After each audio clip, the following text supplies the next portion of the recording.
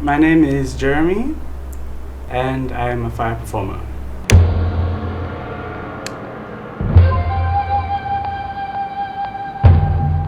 Fire spitting started in Maui. Okay, so basically with poi, and with the warriors training for like agility and flexibility and all that. Then they moved it on to performance, where the women would come on stage and swing these little balls around, and eventually evolved to another level, introducing theories, technical patterns, a lot of pattern work, and a lot of line work.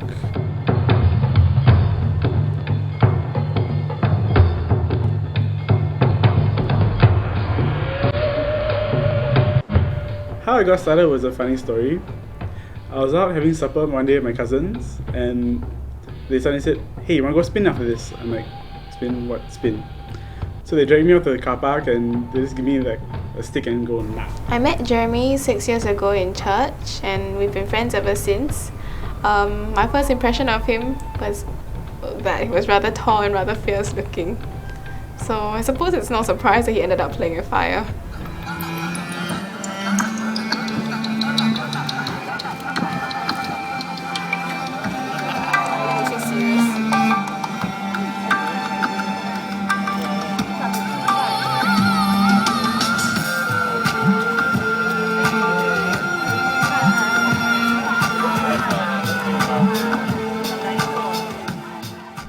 Okay, this is the staff.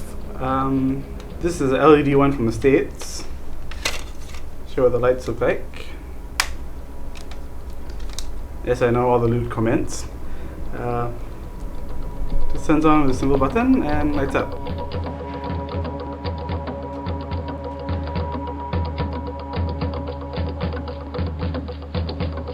And this is the fire version of the staff. Quite simple, just a piece of Kevlar wick wrapped around a metal pole, some grip for handle so it doesn't run away, and very simple, very light, very fun. I like it. I like the way it feels a lot better than the lights. It feels more natural. Okay, the next one we're gonna go through is poi. This was the next one that I went through. Poi basically just means ball in Maui.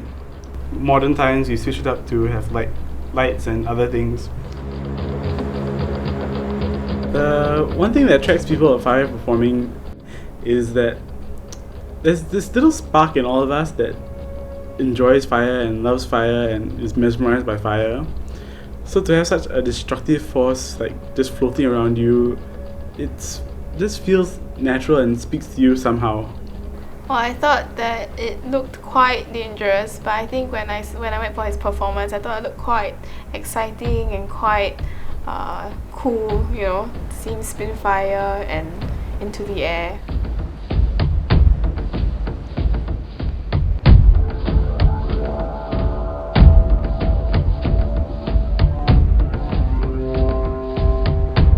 In general, there's a lot of muscle related things that might go wrong, like you extend your arm too much or your hand gets caught in the chain. And of course, there's always the overwhelming danger of getting set on fire. The worst I've seen was one time at this festival.